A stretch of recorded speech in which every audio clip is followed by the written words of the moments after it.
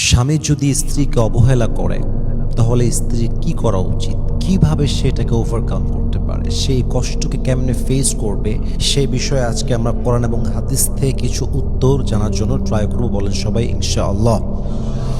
মাথায় রাখবেন, একজন স্ত্রীর জন্য স্বামীর ভালোবাসা পাওয়া, সম্মান পাওয়া, এটা হচ্ছে স্ত্রীর জীবনের সবচেয়ে বড় নিয়ামত। একজন স্ত্রীর জীবনে যদি টাকা থাকে, বাড়ি থাকে, স্ট্যাটাস থাকে, সব থাকে, কিন্তু স্বামীর ভালোবাসা না পায়, যত্ন না পায়, সম্মান না পায়, তবে সেই স্ত্রী যেন সব কিছু পেয়েও তার জীবনটা অসম্পূর্ণ হয়ে যায়। আর একজন স্ত্রী যে হয়তোবা লাক্সারি বাড়ি পায় নাই, লাক্সারি কার পায় নাই, বাট স্বামীর ভালোবাসা পেয়েছে, সম্মান পেয়েছে, যত্ন পেয়েছে, মায়া পেয়েছে, অনেস্টি পেয়েছে, লয়্যালটি পেয়েছে, হয়তোবা বাড়ি গাড়ি সব কিছু পায় নাই, বাট যেই স্ত্রী তার স্বামীর ভালোবাসা, বিশ্বাস, যত্ন পেয়েছে, সে যেন অনেক কিছুই তার জীবনে পেয়েছে। ঠিক কিনা বলেন? সো স্বামীর ভালোবাসা it's a blessing part of life. এটা জীবনের সবচেয়ে বড় একটা নিয়ামতের অংশ। যদি একজন স্ত্রী তার স্বামীর থেকে ভালোবাসা পায়, এর চাইতে বড় পাওয়া আসলে তার জীবনে আর কিছুই হতে পারে না। তো সেই স্বামীর যদি অবহেলা করে, অসম্মান করে, অযত্ন করে, খবর না নেয়, বছরের পরে বছর পার হয়ে যায়, ভালো না বাসে, তবে স্ত্রী কি করতে পারে, কেমনে ওভারকাম করতে পারে, কেমনে অ্যাকশন নিতে পারে, কি আমল সে করতে পারে, আজকে সেই বিষয়ে আমরা কিছু কথা বলার জন্য আপ্রাণ চেষ্টা করব। বলেন ইনশাআল্লাহ। প্রথম কাজ হচ্ছে you have to connect with your Lord. আপনার প্রথম কাজ হচ্ছে আল্লাহর সঙ্গে সম্পর্ক গড়ে তোলা। এটা হচ্ছে আপনার সবচেয়ে প্রথম কাজ। আল্লাহর সঙ্গে যার সম্পর্ক ঠিক হয়ে যায়, পুরো দুনিয়ার সাথেই তার সম্পর্ক ঠিক হয়ে যায়। কেমন করে ঠিক হয়ে যায়? যদি কোনো বান্দা, কোনো বান্দির সম্পর্ক আল্লাহর সাথে হয়ে যায়, সেই বান্দা, সেই বান্দি দুনিয়ার থেকে আর কোনো প্রত্যাশা রাখে না। তাকে কেউ ভালোবাসলেও ভালো, না ভালোবাসলেও ভালো, কেউ যত্ন করলেও ভালো, না করলেও ভালো। अगर আল্লাহ মিলা তো সব কুছ মিলা, আল্লাহ না মিলা তো কুছ ভি না মিলা। আপনি যদি আল্লাহকে পেয়ে যান আর দুনিয়ার কিছুই না পান, তবে আপনি সব পেয়েছেন। আর যদি আপনি আল্লাহকেই হারিয়ে ফেলেন আর দুনিয়ার সব কিছু পেয়ে যান, তবুও আপনি কিছু অর্জন করতে পারেন নাই। অতএব যে কোনো কষ্টে প্রথম কাজ হচ্ছে you have to connected with your Lord. আপনাকে আল্লাহর সঙ্গে সম্পৃক্ত হতে হবে এবং আল্লাহর সঙ্গে আপনার সম্পর্ককে দৃঢ় করতে হবে। আল্লাহর সঙ্গে যার সম্পর্ক যতই স্ট্রং, দুনিয়ার কষ্ট তার জীবনে তার ততই সহজ হয়ে যায়। কারণ যার আল্লাহ আছে, তার কোনো কষ্ট তাকে স্পর্শ করতে পারে না, কারণ সে জানে আমার আল্লাহ আমার সাথে আছে। অতএব স্বামী হোক কিংবা যেই হোক, যদি কেউ আপনাকে অবহেলা করে, প্রথম কাজ হচ্ছে বন্ধুত্ব করবেন এক সত্তার সাথে। বলেন সবাই, তিনি কে? ফাইন্না মাআল উসরি ইউসরা। Indeed with every hardship there is is. প্রত্যেক কষ্টের সাথেই স্বস্তি আছে। আর সেই স্বস্তি কখন আসে? যখন বান্দার সম্পর্ক আল্লাহর সাথে হয়। নাম্বার 1। নাম্বার 2, যদি আপনার স্বামী আপনাকে প্রচণ্ড অবহেলা করে, কষ্ট দেয়, গালি দেয়, বাজেভাবে বিহেভ করে, রুডলি বিহেভ করে, প্রতিবাদ করবেন নম্র ভাষায়। স্পিক কামলি, খুব সফট ভাবে বলেন। দেখেন, প্রতিবাদ করার চাইতে এই কথাটা আরো বেশি উত্তম যে আপনার এই ব্যবহারে আমার খুব কষ্ট হয়, আমি খুব কষ্ট পাই, আমার তো বলার মতো কিছু নেই, আমি আর কি বলবো আপনাকে, বাট আপনার ব্যবহারগুলো আমার জীবনটাকে তছনছ করে দিয়েছে, আমি প্রচণ্ড কষ্ট পাই, আমার তো বলার মতো কিছু নেই, আমার চোখের পানিতে বালিশ ভিজে যায়, আমি একটা রাতও ঘুমাইতে পারি না আপনার এই ব্যবহারের জন্য, আপনার এই গালিগালাজের জন্য। এই কয়েকটা সফট ওয়ার্ড আমার মনে হয় যে গালিগালাজের চাইতে এই কথাগুলো একজন মানুষের মনে বেশি আঘাত করে, যদি সে মানুষের বাচ্চা হয়। এখন যদি আপনার স্বামী মানুষের কাতারেই না পড়ে, যত যাই বলেন আপনার স্বামীর মন কিন্তু গলবে না। বাট যদি মানুষ হয়, আপনার এই কথাগুলো আপনার স্বামীর মনকে গড়াতে পারে। কারণ কোরআনে এসেছে ওয়াকুলু লিন্নাসি হুসনা, কথা বলো সুন্দরভাবে, সফটলি ওয়ার্ড ইউজ করো, নম্র ভাষায় কথা বলো। হতে পারে তোমার শত্রুও তোমার বন্ধু বানায় দিবে একজন। বলেন সবাই, তিনি কে? সো স্বামীকে প্রতিবাদ করবেন নম্র ভাষায়, বুঝিয়ে বলবেন যে জান, এমনি বইলো না, কষ্ট হয় তো, তুমি তো আমার স্বামী, আমি যাব কোথায়, সব ছেড়ে তোমার বাসায় আসছি, তুমি যদি এমন করো আমি যাব কোথায়, আমি তো একজন মেয়ে মানুষ। এই কথাগুলোর ভিতরে আবেগ আছে, মানবতা আছে, ভালোবাসা আছে, মায়া আছে। অতএব বাজে ব্যবহার না করে, স্বামী অবহেলা করলে সুন্দরভাবে মায়া দিয়ে বুঝিয়ে বলবেন। আল্লাহ প্রত্যেকটা মা বোনকে বোঝার তৌফিক দান করুক। পরে সবাই আমিন। 3 number, improve yourself, not for him but for Allah সুবহানাহু ওয়া তাআলা। আপনি নিজেকে উন্নত করবেন। উন্নত করার কয়েকটা উপায় আছে, আমি বলতেছি।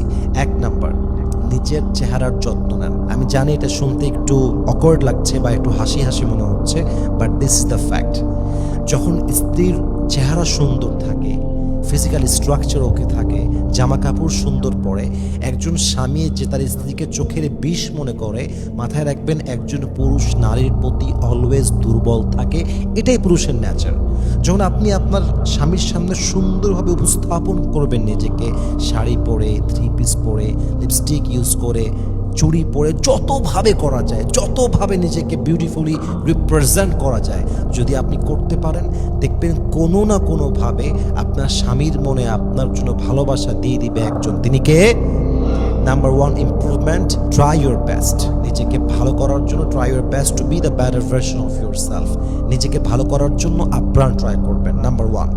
আরেকটা সংখ্যা বলতে চাই, যদি নিজেকে ইমপ্রুভ করতে চান, যে ব্যক্তিত্ববোধকে স্ট্রং করবেন। যেই নারীর ব্যক্তিত্ব খুবই স্ট্রং থাকে, পুরুষ তাকে সম্মান করে। আর যেই নারী সব দিক থেকে দুর্বল হয়, মানুষের নেচার হচ্ছে মানুষ দুর্বলের উপরে চড়াও হয়। এটাই হচ্ছে মানুষের নেচার, যে দুর্বল হয় মানুষ তার উপরে চড়াও হয়। দেখবেন যেই মেয়েদের একটা আত্মমর্যাদা বোধ আছে, তাকে প্রত্যেকটা পুরুষ সম্মান করে। এটা বাস্তব কথা বলতেছি। আপনি একেবারে পায়ের নিচে নেমে যাবেন, মানুষ আপনাকে জমিনে একদম গেঁথে দেবে, একদম পুঁতে ফেলবে মানুষ আপনাকে।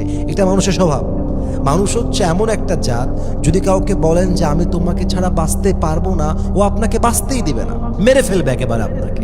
এজন্য স্ট্রং হন, নিজেকে ইমপ্রুভ করেন, চেহারার যত্ন নেন, ফিজিক্যাল স্ট্রাকচারের যত্ন নেন, ব্যক্তিত্ববোধ বাড়ান, আত্মমর্যাদা বোধ বাড়ান, সম্মান বাড়ান, ব্যক্তিত্ব স্ট্রং করেন। দেখবেন যে কোনোভাবেই আল্লাহ তাআলা আপনার স্বামীর মনে আপনার জন্য ভালোবাসা বাড়ায় দিবে। ঠিক কিনা বলেন? তবে নিজের ব্যক্তিত্বের উদ্দেশ্য এই নয় যে আপনি অহংকারী হয়ে যাবেন। মাথায় রাখবেন, স্বামীর সঙ্গে বিনয়ী হয়ে থাকা মানে মান তাওয়াদুআ তারাফা। আল্লাহর হাবিব বলেছেন, যে নিজেকে বিনয়ী করে রাখে, বিনয়ের সঙ্গে থাকে, আল্লাহ তার সম্মানটা আকাশচুম্বী করে দেয়। সুবহানাল্লাহ পড়েন আপনারা সবাই। আত্মমর্যাদা বোধ মানে একদম মাটিতে মিশে যাবেন না, কিছুটা হলো প্রেস্টিজ, পার্সোনালিটি, সেলফ রেসপেক্ট বজায় রাখবেন। এতে করে আপনার সম্মানটা বাড়বে। নিজেকে একেবারে ইউজলেস রিপ্রেজেন্ট করবেন না। কাউকে বোঝাবেন না যে আপনি না থাকলে আমার পুরো জীবনটাই শেষ। এটা বোঝাবেন মানে জীবনটা আসলেই শেষ। নিজেকে ইমপ্রুভ করেন, চেহারার যত্ন নেন, ব্যক্তিত্বের যত্ন নেন, ভালো হয়ে থাকেন। Try your best to be the better version of yourself. যা করতে হয় তার জন্য তাই করেন। দেখবেন আপনার স্বামী একটা পর্যায়ে গিয়ে আপনাকে অবহেলা নয়, ভালোবাসতে বাধ্য হয়ে যাবে। ঠিক কিনা বলেন? আরেকটা আমল শেখাতে চাই, যদি আপনারা চান, আমার প্রিয় বোনেরা, যে স্বামীরা আপনাকে ভালোবাসুক, স্বামীরা প্রত্যেকটা মেয়েকে ভালোবাসুক, যদি প্রত্যেকটা মেয়ে এটা চায়, তাহলে সবচেয়ে বড় গুরুত্বপূর্ণ বিষয় হচ্ছে স্বামীকে নিয়ে পাবলিকলি কোনো কমপ্লেইন না করা। পাবলিকলি মানে কি? স্বামীর বিরুদ্ধে কারো কাছে গিয়ে অভিযোগ না করা। আসলে সত্য কথা হচ্ছে যে স্বামী স্ত্রীর সম্পর্কটা হচ্ছে 4 দেয়ালের সম্পর্ক, একেবারেই 4 দেয়ালের সম্পর্ক। এই দেওয়ালের বাহিরে স্বামী স্ত্রী কোনো কথা গেল মানেই ভালোবাসা জানলা দিয়ে পালায় গেল। এটাই বাস্তব। যখনই স্বামী দেখবে যে আমার স্ত্রী আমার বিরুদ্ধে অপরের কাছে গিয়ে বদনাম করেছে, ইভেন এটা যদি স্বামীর মাও হয়, তাও বড় অন্যায়, মারাত্মক বড় অন্যায়। স্বামী এটা নিতে পারবে না। একটা পর্যায়ে গিয়ে দেখবেন স্বামী আপনাকে তালাক পর্যন্ত দিয়ে দিবে। এটা সমাজের বাস্তব কথা বলতেছি। অতএব সম্পর্ক টিকলেও বাড়ির ভিতরে, না টিকলেও বাড়ির ভিতরে, বাবা আপনার সঙ্গে আমার থাকা যাবে না, সম্ভব না, এই না সেই না, সব ওকে, সেটেল ডাউন করেন বাড়ির ভিতরে। আপনি বাহিরে নিয়ে যাবেন, তালাক তো হবেই হবে। 2 নাম্বার, এর চাইতে জঘন্য তালাক আর কিছু হতে পারে না। বাস্তব। করতে চাইলে সংসার ভালোভাবে করেন, না করতে চাইলে সম্মানের সঙ্গে বিদায় নেন। সম্মানের সঙ্গে থাকাও যায়, সম্মানের সঙ্গে বিদায়ও নেওয়া যায়। কিন্তু এটা উচিত না যে স্বামী আপনার খারাপ, আপনি ফেসবুকে পোস্ট করলেন। এটা আপনাকে কে শিক্ষা দিয়েছে? কে শিক্ষা দিয়েছে আপনাকে এটা? স্বামী খারাপ, বাইরে একজন লোকের কাছে কমপ্লেন করলেন, বাসায় কেউ বেড়াতে আসছে, সবার সামনে কমপ্লেন করলেন। Doesn't make any sense. এটা কোনো সেন্স হয়? এটা কোনো বুদ্ধির কথা হয়? আমার স্বামী খারাপ, ওইটা আমার স্বামী। আমার স্বামী ভালো, ওইটা আমার স্বামী। আমার স্বামী মারুক, কাটুক, ভালোবাসুক, যাই করুক, আমার স্বামী আমার স্বামী। আমার স্বামী ভালো গুণ আমার, খারাপটাও আমার। ঠিক কিনা বলেন সবাই আপনারা? কমপ্লেন করবেন না পাবলিকলি, এটা ঠিক না। এটা আপনার সম্পর্ক ভেঙে দেবে। একজন স্বামীর অবহেলা থেকে বাঁচতে চাইলে স্বামীর সম্মানকে বাঁচায় রাখতে হবে, স্বামীর পার্সোনালিটিকে বাঁচায় রাখতে হবে, স্বামী যে আপনার সম্মানের প্রতীক এটা আপনাকে বজায় রাখতে হবে। আল্লাহ প্রত্যেকটা মা বোনকে এই কথাগুলো মানা এবং বোঝার তৌফিক দান করুক, পড়েন সবাই আমিন। সর্বশেষ একটা কথা বলে শেষ করতে চাই, আল্লাহর কাছে দোয়া করবেন।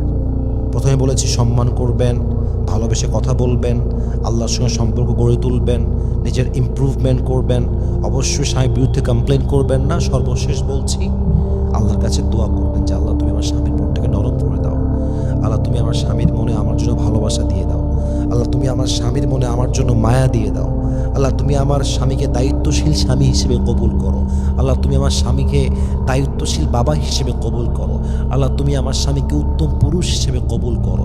দোয়া করবেন, যে কোনো একটা দোয়া যদি লেগে যায়, যদি কবুল হয়ে যায়, দেখবেন আপনার স্বামী পৃথিবীতে শ্রেষ্ঠ স্বামী হয়ে যাবে। আল্লাহ প্রত্যেকটা মা বোনকে দিল থেকে দোয়া করার তৌফিক দান করুক, পড়না আমিন।